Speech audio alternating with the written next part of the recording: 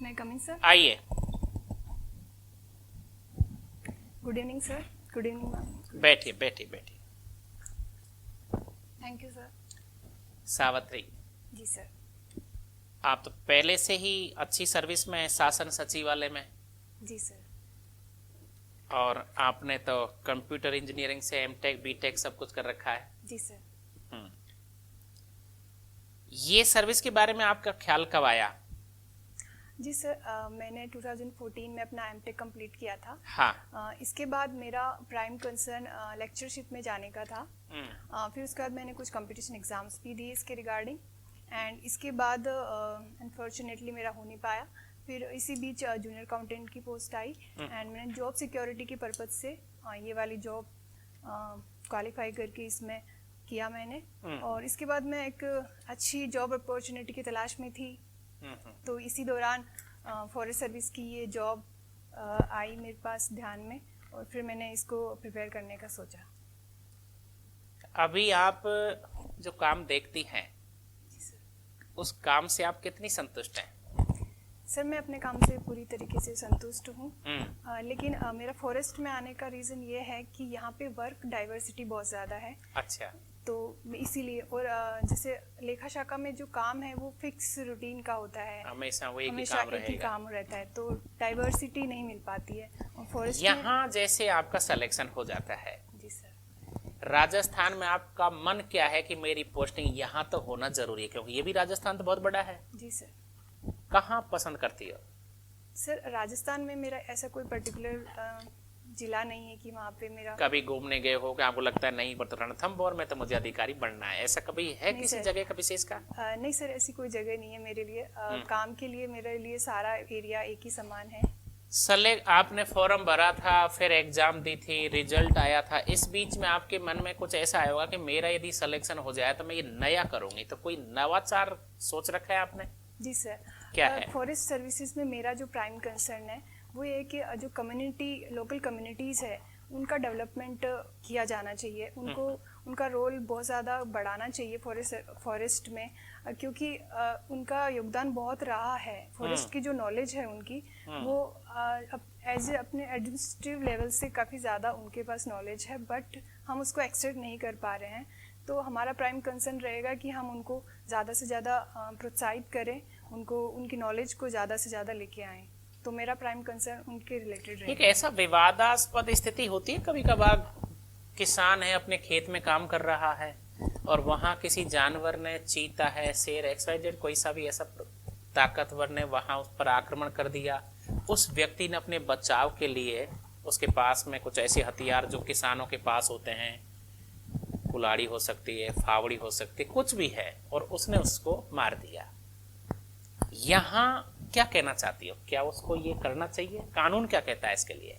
Sir, कानून इसकी अनुमति नहीं देता है कि वाइल्ड लाइफ को मारने की अनुमति नहीं है। वो तो अपने खेत में काम कर रहा था। जी सर, लेकिन उन्होंने बचाव में ये किया है, तो हम उन पे किसी तरीके का रेस्ट्रिक्शन नहीं लगा सकते, क्योंकि उन्होंने अपने उन बचाव पर में कोई किया भी है। केस वगैरह नहीं दर्ज करोगे? क्योंकि उन्होंने बचाव में किया है, तो पहले इसकी अपने जांच बचाव भी में की। ऐसा कर सकते हैं। जी सर। राजस्थान में इस तरह के केस बहुत बार देखे होंगे आपने। जी सर।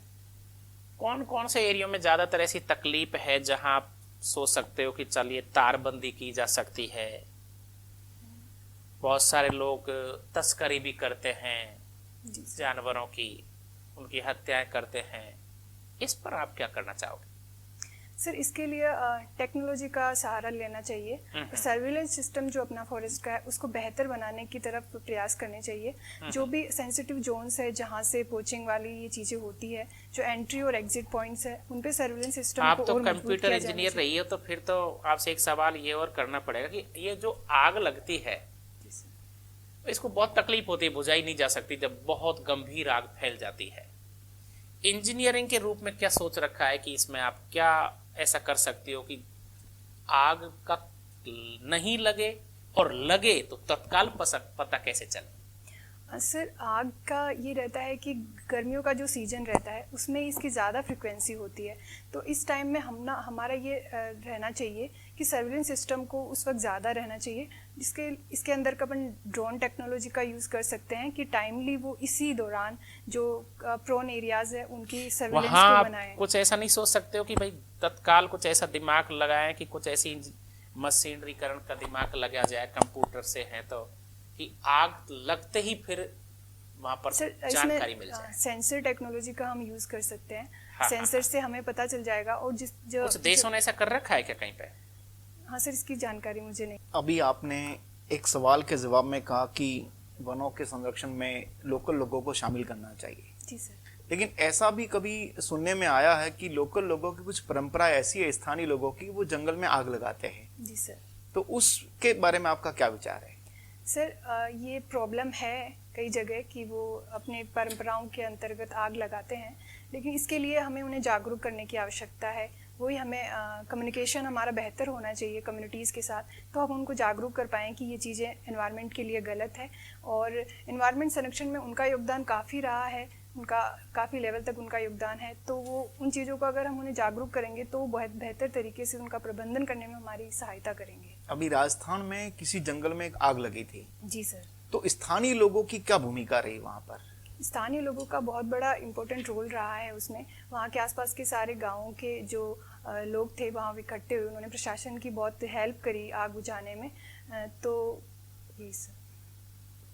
अभी आपका जैसे नाम है सावित्री, जी सर। ऐसी कोई भारतीय महिला हुई है जिसका नाम सावित्री था और पूरे भारत भर में प्रसिद्धि रही है? जी सर, सावित्रीबाई फूले एक शिक्षिका रही हैं, तो उन्होंने शिक्षा के क्षेत्र में महिलाओं की शिक्षा के क्षेत्र में उन्होंने अपना अमूल्य योगदान दिया है। और सावित्री के नाम से और कोई महिला प्रसिद्ध सर अभी पौराणिक काल में? सर सावित्री ब्रह्मा जी की पत्नी के रूप में भी फेमस है। अभी कहाँ उनका मंदिर है? उनका मंदिर सर पुष्कर में है। पुष्कर में नाग पहाड़ी के ऊपर उनका मंदिर बना हुआ है सावित्री माता का। जी। आप अभी शासन सचिवालय में नौकरी कर रहे हैं। जी सर। और आपने जवाब दिया कि साहब आप क्यों आना चाहते हैं। जी सर। अब आप ये बताइएगा कि आपको हम सिलेक्शन करें इस वन विभाग की नौकरी में, तो ऐसी कौन सी 2-4 आप में खूबियां है, खासियत है कि हम आपका चयन करें? सर मेरी स्ट्रेंथ में मैं बताना चाहूँगी कि मेरा पेशेंस लेवल काफ़ी अच्छा है और मैं डिटरमाइंड हूँ। तो जंगल में और फॉरेस्ट सर्विसेज में एक पेशेंस लेवल होना बहुत ज़रूरी होता है। किसी भी कठिन परिस्थितियों में हम उसका सामना करने के लिए अगर हमारा पेशेंस लेवल अच्छा रहेगा तो हम उनको बेहतर तरीके से हम निर्णय ले पाएंगे और उस परिस्थिति का सामना कर पाएंगे। लेकिन साथ में डिटरमाइंड होना भी ज़रूरी है कि जिस चीज़ के लिए हम फोकस्ड हैं उस चीज़ को वैसे ही करें और किसी भी इमोशनल या किसी और चीज़ से अटैच नहीं होते हुए अपनी ड्यूटी को पूरी गंभीरता से हम उसे कंप्लाई करें।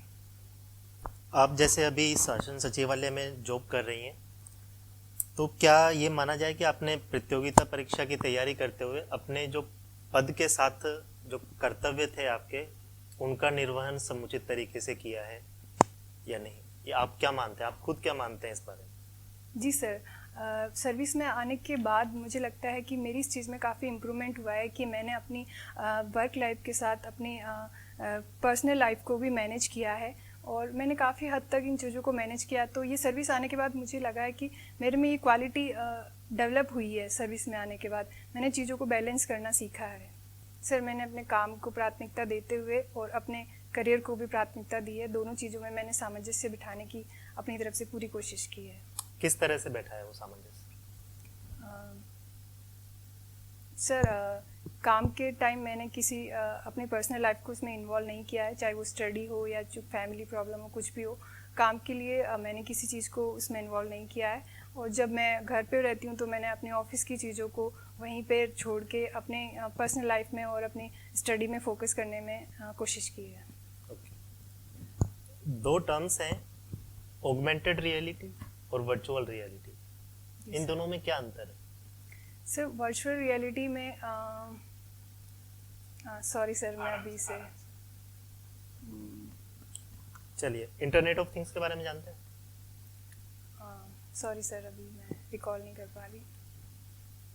सावित्री, जी मैम। अब आप नेचर के साथ जुड़ने वाली हैं, तो सबसे पहले मुझे ये बताइए, अभी विश्व में हमारा पूरा विश्व कौन सी एनवायरनमेंट की सबसे बड़ी समस्या से लड़ रहा है?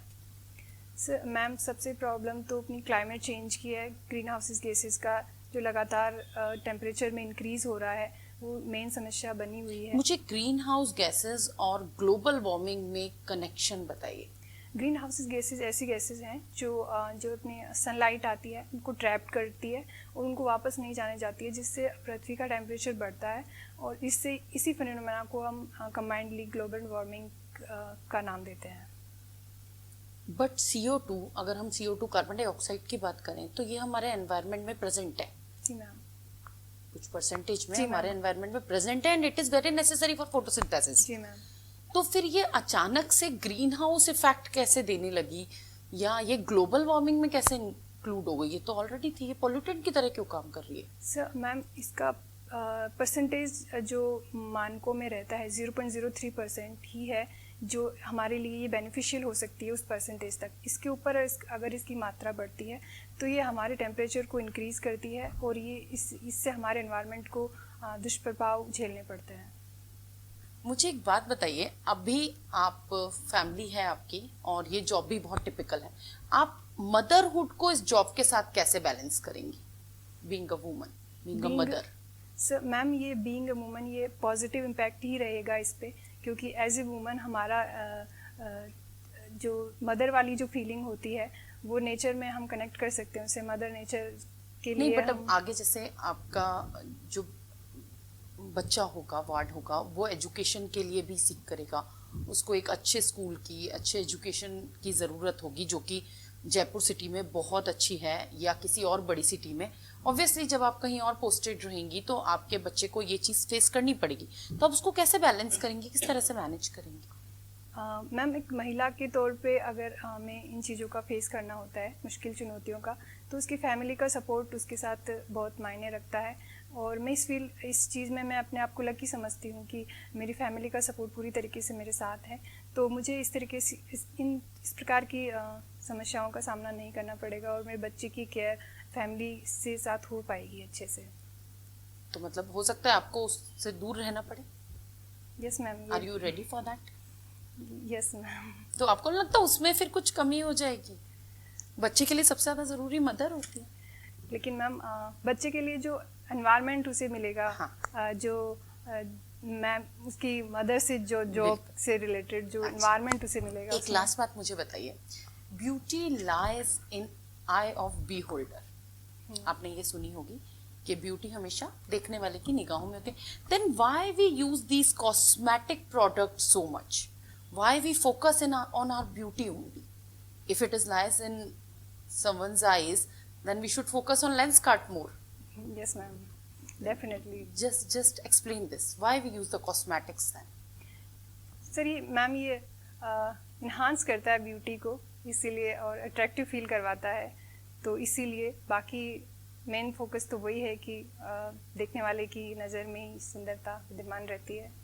Thank you. सावित्री, आपकी हॉबी योग भी है, यस सर। नेल आर्ट भी है, रंगोली भी है।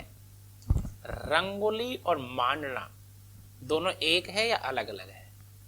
सर इन ब्रॉड टर्म में दोनों का मीनिंग एक ही है। रंगोली और मांडना दोनों ही हम फ्लोर पे करते हैं और अपने फेस्टिवल्स के टाइम। और कौन से त्योहारों पर ज्यादा किया जाता है रंगोली का? मेनली सर ये दीपावली पे किया जाता है।